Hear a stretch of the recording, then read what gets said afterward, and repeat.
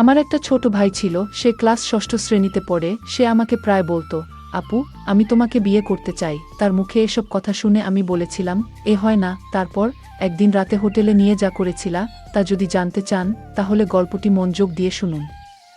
আমার নাম সুমাইজা, বাবা মায়ের আদরে একমাত্র মেয়ে। আমি আমার পরিবারে 2 ভাই 1 বোন। আমার বড় ভাইয়ের নাম আবুল আর ছোট ভাইয়ের নাম শিমুল। আমি কলেজে 2nd ইয়ারে পড়ি। আমার বয়স 20 বছর। আমার লাইফ আর 10টা মেয়ের মতো স্বাভাবিক না। অনেকেই বাজে মন্তব্য করতে পারেন, কিভাবে বিচার করবেন সেটা আপনাদের ইচ্ছা। আমি কলেজের 1st ইয়ারে পড়ি। আমার ছোট ভাই শিমুল মাত্র ক্লাস 6ষ্ঠ শ্রেণীতে পড়ে। শিমুলকে আমি ছোটবেলা থেকে অনেক স্নেহ করতাম। শিমুলকে আমি বোকা ভাবতাম, কারণ ও সবসময় বোকা হয়ে থাকত। আমরা 2 জন একই রুমে থাকি। শিমুল ভূতের গল্প পছন্দ করে। শিমুল যখন ছোট ছিল তখন আমি ওকে ভূতের গল্প পড়ে শোনাতাম। শিমুল ভূত এবং ভূতের গল্প ভয় পায়। শিমুলকে যখন ভূতের গল্প শোনাতাম তখন গল্প শুনে ভীষণ ভয় পেত, কিন্তু তারপরেও গল্পগুলো শুনত। কলেজে ওঠার পর আমার মনটা সবসময় অস্থির হয়ে থাকত। কলেজের ছেলেগুলো সবসময় আমার পেছনে লেগে থাকত। আমি কাউকে পাত্তা দিতাম না, কারণ আগে মনে করতাম আমার পরিবারের সবাই খুব সম্মানিত। আমার উচিত আমার পরিবারের সম্মানটা ধরে রাখা। একদিন শিমুল কোনো এক ভূতের ছবি দেখে, মোবাইলে মুভি দেখে ও ভীষণ ভয় পায়। এতটা ভয় পায় যে নিজের বিছানায় একা ঘুমাতে ভয় পাচ্ছিল। শিমুল আমার কাছে এসে রিকোয়েস্ট করে যাতে আমি ওর সাথে গিয়ে ঘুমাই। আমি প্রথমে ওকে নিয়ে খুব হাসাহাসি করি, কিন্তু আমি দেখি ও সত্যিই ভয় পেয়েছে, কিছুতেই একা ঘুম যাবে না। কিছু উপায় না পেয়ে আমি ওর সাথে শুতে গেলাম। আমার উদ্দেশ্য ছিল এই যে শিমুল ঘুমিয়ে পড়লে আমি নিজের বিছানায় ফিরে আসব। অনেকক্ষণ হয়ে গেলে আমি ভাবলাম শিমুল ঘুমিয়ে পড়েছে। নিঃশব্দে ওর বিছানা ছেড়ে নিজের বিছানায় চলে এলাম। কিছুক্ষণ পর শিমুল ঘুম থেকে উঠে বসে। আমি দৌড়ে নিজের বিছানা ছেড়ে ওর কাছে গেলাম। ও ভয় চিৎকার করছে। আমি শিমুলকে বললাম, কি হয়েছে তোর? শিমুল বলল, আপু, তুমি আমাকে রেখে অন্য রুমে চলে গেলে কেন?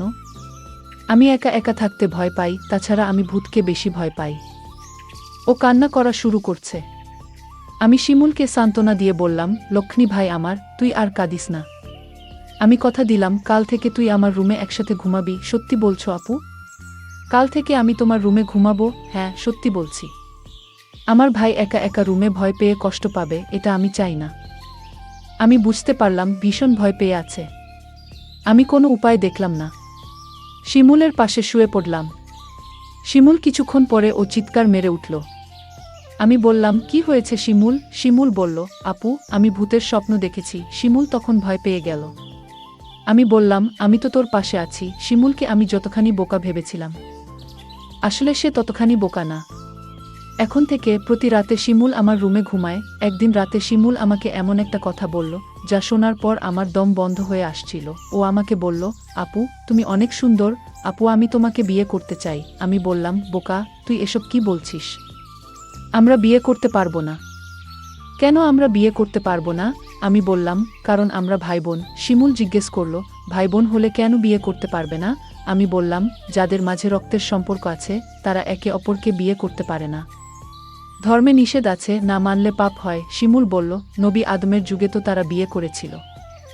শিমুলের কথা শুনে চমকে উঠি। শিমুলকে জিজ্ঞেস করি, কে ওকে বলেছে এসব? শিমুল বলল, ওকে কেউ বলেনি, ও নিজে অন্য একজনের কাছ থেকে জেনেছে। শিমুল আমায় বলল, আপু, যদি বিয়ে করতে না পারো তাহলে আমি তোমার কাছে একটা কিছু চাইব। আমি বলেছিলাম, কি চাইবি বল, আমার কাছে থাকলে অবশ্যই তোকে দিব। শিমুল বলল, আপু, আছে তোমার কাছে, তুমি প্রমিস করো দিবে। আর যদি তোমার কাছে না থাকে তাহলে আমার কোনো আপত্তি নাই। আপু, আরও একটি কথা বলতে চাই তোমায়। তুমি কি জানো আবুল ভাই প্রতিদিন রাতে মায়ের ঘরে যায় এবং কি করে, তা কি তুমি জানো? আমি শিমুলের প্রতিটা কথা শুনে আমার বিরক্তবোধ লাগছে। আমি শিমুলকে বললাম, আবুল প্রতিদিন রাতে মায়ের ঘরে গিয়ে কি করে বলতো? তখন ও যা বলল, আপু, বাবা মায়ের সাথে যা করে দাও তা করে। আমি বললাম, তুই কিভাবে দেখলি? আমি আপুকে বললাম, তোমার বিশ্বাস হচ্ছে না? আমি ওর কথা বিশ্বাস করতে পারছি না, কারণ ও ছোট, আমার সাথে কখনো মিথ্যা বলেনি। কিন্তু নিজের চোখে না দেখলে বিশ্বাস করা যাচ্ছে না। আজ বাবা বাড়ি নেই। শিমুলকে বললাম, আজ বাবা বাড়ি নেই। আজও আবুল দাদা মায়ের ঘরে গিয়েছে কিনা? শিমুল বলল, ও আবুল দাদাকে মার ঘরে ঢুকতে দেখেছে। আমি সিদ্ধান্ত নিলাম, আবুল মায়ের ঘরে গিয়ে কি করে। তার রহস্য জানতে হবে। আবুলকে নিয়ে মায়ের ঘরের সামনে গেলাম। মায়ের ঘরের দরজা ভেতর থেকে লক করা। আমি কি জানালার দিয়ে চোখ রাখলাম। এই দৃশ্য দেখার পর শিমুলের কথা শতভাগ বিশ্বাস করলাম। শিমুল আমাকে বলল, মা আর দাদা এই ঘরে কি করে? আপু তখন রাগান্বিত হয়ে বলল, কি করে সেটা আমার মুখ দিয়ে বলতে হবে নাকি? তুই দেখিসনি? তুই কি অন্ধ নাকি? আমি আপুকে বললাম। আপু, তুমি আমার সাথে রাগ করছো কেন? আমি আবার কি করলাম? আপু, কাল বাবা আসলে আমি বাবাকে বলে দিব মা আর দাদার কথা। বাবা জানলে বাবার মনে অনেক কষ্ট হবে, আমাদের সুন্দর পরিবারটা নষ্ট হয়ে যাবে। আমাকে এই পরিবার বাঁচাতে হবে। আমি শিমুলকে ঘরে নিয়ে আসলাম। শিমুলকে বললাম, আমাদের পরিবার একটা সম্মানিত পরিবার। আমাদের ঘরের কথা বাহিরের মানুষ জানলে আমাদের সম্মান নষ্ট হয়ে যাবে।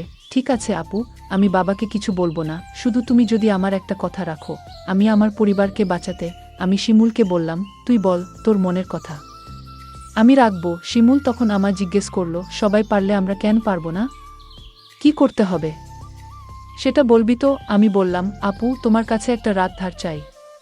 তুমি কি দিবে? আপু বলল, রাতে আবার কি করবি? যা বলবি ঘুরিয়ে না বলে সোজা বলে ফেল। আমার ছোট ভাই তখন বলল, আপু, দাদা আর মা যা করে আমরা তাই করব। শিমুল, তোর কি মাথা ঠিক আছে? তুই কি বলছিস? একবার ভেবে দেখেছিস? আমি আপুকে বললাম। তুমি আমার কথা রাখবে কি সেটা বলো। আমি বললাম, নিয়ম নেই। শিমুল জানতে চাইল, নিয়ম কারা বানায়? আমি বললাম, বড়রা। শিমুল বলল, বাবা সবার বর। শিমুল বাবাকে বলে নিয়ম বানাবে। শিমুলকে বাবার কাছে যাওয়া থেকে আটকাতে হবে, কিন্তু শিমুলকে কোনোভাবে বোঝানো যাচ্ছে না। আমি ভাবলাম, শিমুল খুব বড় নয়, তবে ক্লাস ষষ্ঠ শ্রেণীতে পড়ে, তাছাড়া ও বোকা, মানসম্মান বিষয়ে তার কোনো জ্ঞান নেই। আমি বললাম, আমি যদি শিমুলের কথা রাখি তাহলে ওকে চুপ রাখা যাবে, মা আর দাদার ঘটনা বলা যাবে না। আমি বললাম, শিমুল, তোর কথায় আমি রাজি, তবে একটা শর্ত আছে। শিমুল বলল, কি শর্ত? আপু, আগামী মাসে বাবা মা আমাদের পরিবারের সবাই ঘুরতে যাব চট্টগ্রাম, আর যেদিন আমরা চট্টগ্রাম যাব সেদিন তোর ইচ্ছা পূরণ করব। আমি বললাম, ঠিক আছে, আমি সেই অপেক্ষা রইলাম।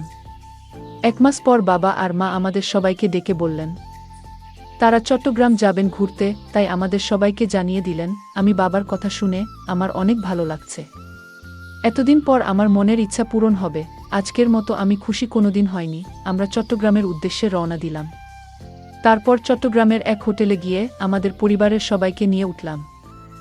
শুধু 2টো রুম ভাড়া নিতে পারলেন বাবা, আর মা নিজেদের জন্য একটা রুম নিলেন, আর আমাদের 3 ভাই বোনদের জন্য অন্য রুমটা দিলেন। আমরা সারাদিন চট্টগ্রামের দর্শনীয় স্থান ঘুরলাম। সন্ধ্যায় ক্লান্ত হয়ে হোটেলে ফিরলাম। ফ্রেশ হয়ে খাওয়া দাওয়া সেরে যে যার রুমে চলে গেলাম ঘুমানোর জন্য। রুমে 2টো ডাবল বেড ছিল, একটাতে আমি শুলাম আর অন্যটাতে শিমুল আর আবুল দাদা। আমরা সবাই ক্লান্ত ছিলাম, তাই বিছানায় শুতেই চোখে ঘুম চলে এলো। আবুল দাদা ঘুমিয়ে গেছে, আমারও ঘুম ধরেছে। এমন সময় শিমুল আমার কাছে চলে এলো। আমি কোথায় শোবো? আমার তো আবার ভূতেরে ভয় লাগে। আমি বললাম, তাহলে আমার পাশে এসে ঘুমাতে। বাইরে বৃষ্টি হচ্ছিল, পরিবেশটা ঠান্ডা ঠান্ডা ছিল। আমি আর শিমুল এক বেডে শুয়ে পড়লাম। রাত যখন গভীর হলো, আমি আপুকে কানে কানে বললাম, আপু, আমার কথাটা মনে আছে তো? আপু বলল, মনে আছে। আপু বলল, এখন চুপচাপ ঘুমিয়ে পড়। আমি আপুকে বললাম, আপু, ঘুমালে হবে? তাহলে তুমি যে আমায় কথা দিয়েছিলে তার কি হবে?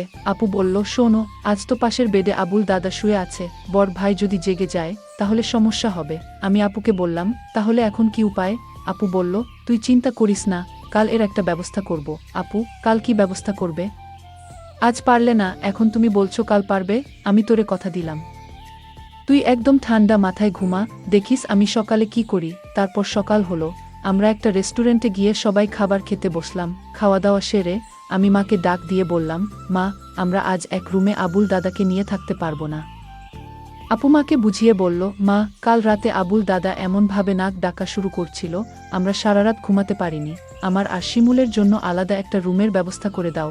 আবুল দাদা বলল, আমি মিথ্যা কথা, আমি কখনো নাক ডেকে ঘুমাইনি। আবুল দাদাকে আমি বললাম, মা, আপু ঠিকই বলেছে, দাদা রাতে প্রচুর নাক ডাকে। আমিও সারারাত ঘুমাতে পারিনি, আমার খুব ভয় করে। তার চেয়ে বরং আমাদের অন্য একটা রুমের ব্যবস্থা করে দাও।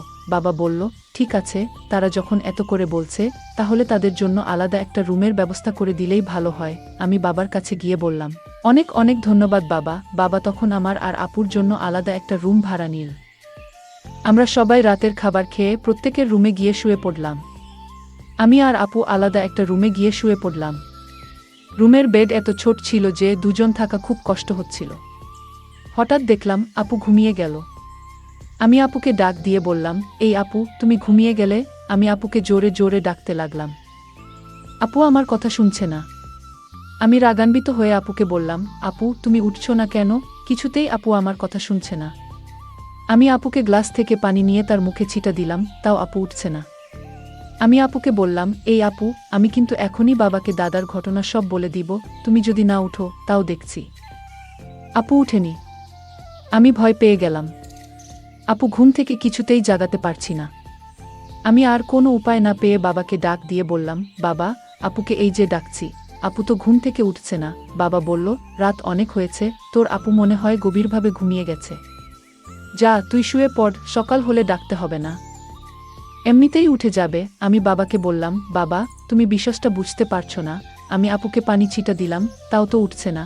মা তখন আমায় বলল, তুই কি বলছিস? মা তখন আমার সাথে আপুর রুমে আসলো। মা আপুকে ডাক দিল, কোনো সাড়া নেই। মা তখন চিৎকার করে উঠল। মা কান্না করা শুরু করে দিল, আমার মেয়ে আর বেঁচে নাই, ঘুমের ঘরে মরে গেছে, আমার কি সর্বনাশ হয়েছে। সবাই রুমে আসলো আর চিৎকার করে কান্না করতে লাগলো। কিন্তু আমার মনের সন্দেহ হচ্ছিল, না না, আপু এভাবে মরতে পারে না। আমি এসব ভাবতে ভাবতে আপুর বিছানায় একটা চিঠি লক্ষ্য করলাম। চিঠিটা আমি খুলে পড়তে শুরু করলাম। চিঠিতে লেখা ছিল, শিমুল ভাই আমার, তুই আমাকে ক্ষমা করে দিস। আমি তোর কথা রাখতে পারিনি, কারণ দাদার ঘটনা দেখার পর থেকেই আমার মন থেকে বাঁচা ইচ্ছা চলে গেছে। সেদিনেই আমি সিদ্ধান্ত নেই, এই পরিবারে আমি বেঁচে থাকতে পারবো না। কারণ যেই পরিবারের সম্মান থাকে না, মায়ের কার্যকলাপ আমার কাছে ভালো লাগে না। আর তোকে আমি মিথ্যা আশা দিয়েছিলাম, কারণ আমি চেয়েছিলাম দাদা আর মায়ের বিশ্বাসটা কেউ না জানুক। কিন্তু তুই বারবার আমায় বলছিলে, তোর কথা যদি আমি না রাখি, তাহলে দাদা আর মায়ের কথা তুই বাবার কাছে বলে দিবি। আর আমি কোনো পাপ করতে চাইনি, তার চেয়ে বরং আমি ওপারে চলে যাই। তুই যদি সত্যি তোর আপুকে পরকালে ভালো রাখতে চাস, তাহলে দাদা আর মায়ের কথা কিছুতেই বাবাকে বলিস না। আমি আপুর চিঠির লেখা পড়ে আমি চিৎকার করে কান্না করছি আর বলছি, আপু, তুমি একবার উঠে আসো। আমি আর কোনোদিন তোমাকে কিছু বলবো না, তাও তুমি উঠে আও। কিন্তু মানুষ মরে গেলে কি আর জীবিত হয়? প্রিয় বন্ধুরা, আজকের গল্পটি কেমন লাগলো তা কমেন্ট করে জানাবেন। ধন্যবাদ।